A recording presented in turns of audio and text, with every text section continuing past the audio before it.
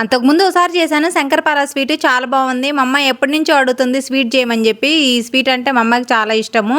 కానీ మైదాన్ని నేను అవాయిడ్ చేశాను. ఇంక ఇంట్లో తినడానికి కూడా ఏం లేవని చెప్పి చెక్కలు నన్ను శంకరపార స్వీట్ అయితే చేశాను. ముందుగా అయితే ఒక గిన్నెలో 1 కప్పు నెయ్యి వేడి చేసుకున్న తర్వాత ఇందులోనే 1 కప్పు షుగర్ని 2 యాలకుల గింజలు కూడా వేసుకొని మెత్తగా గ్రైండ్ చేసుకొని ఈ నెయ్యిలో కలుపుకోవాలి. ఇందులోనే 1 గ్లాస్ నీళ్లు కూడా పోసుకొని ఈ 3 బాగా కలిసిపోయిన తర్వాత ఇందులోనే 1/2 టీ స్పూన్ వంట సోడా, 1 చిటికెడు సాల్ట్ కూడా వేసుకొని వీటిని కూడా బాగా కలిసిపోయిన తర్వాత మైదా పిండిని కొంచెం కొంచెం యాడ్ చేసుకుంటూ చపాతీ పిండిలా కలుపుకోవాలి. ఇందులో నెయ్యి ఎక్కువ వేయడం వల్ల మనము చేతికి అనేది కానీ గంటకు కానీ అంటుకోకుండా వచ్చేంత వరకు కలుపుకొని బాగా కలిసిపోయిన తర్వాత గిన్నెలో పెట్టి మూత పెట్టి ఒక అరగంట రెస్ట్ ఇచ్చిన తర్వాత కొంచెం పిండి ముద్దను తీసుకొని పొడి పిండి చల్లుకుంటూ చపాతీ కన్నా కొంచెం మందంగా ఒత్తుకోవాలి. మనం మైదా పిండిని వాడటం వల్ల పిండిని కొంచెం గట్టిగానే ప్రెస్ చేయాల్సి వస్తుంది. ఈవెన్గా ఉండడం కోసం అంచులు మొత్తం కట్ చేసి తీసేసి స్క్వేర్ షేప్లోనన్నా కానీ డైమండ్ షేప్లోనన్నా కానీ పిజ్జా కట్టర్తో కట్ చేసుకోవాలి. ఇదే విధంగా అన్నిటి ప్రిపేర్ చేసుకొని నూనె బాగా కాగిన తర్వాత లో ఫ్లేమ్లో పెట్టి స్టవ్ని వీటన్నిటిని వేసుకోవాలి. ఇవన్నీ పైకి తేలిన తర్వాత మళ్ళీ హై ఫ్లేమ్లో పెట్టి వేయించుకోవడం వల్ల లోపల వాటికి వేగుతాయి. చివరిగా హై ఫ్లేమ్లో పెట్టి వేయించడం వల్ల మంచి కలర్ వస్తాయి. పైగా నూనె కూడా ఎక్కువ పీల్చవు.